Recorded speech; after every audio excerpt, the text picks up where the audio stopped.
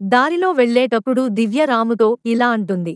నాన్న ఇప్పుడు అడవి వస్తుంది, అడవిలో ఉన్న మర్రి చెట్టు దగ్గరి నుంచి వెళ్ళాలా? అప్పుడు రాము దివ్యతో ఇలా అంటాడు.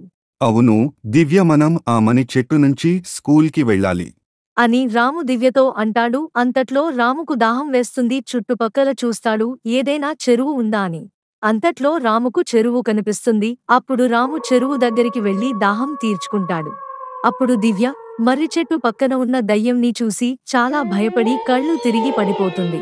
రాము దివ్యని చూసి పరుగెత్తుతూ దివ్య దగ్గరికి వస్తాడు. దివ్య దివ్య ఏమైంది? దివ్య అప్పుడు లేచి ఇలా అంటుంది. నాన్న మర్రి చెట్టు పక్కన దయ్యం ఉన్నది. దివ్య అలా అన్న వెంటనే రాము ఆలోచనలో పడతాడు. అప్పుడు వాళ్ళు తిరిగి ఇంటికి బయలుదేరుతారు. ఆ దయ్యం కూడా దివ్య వెంకనే వస్తుంది.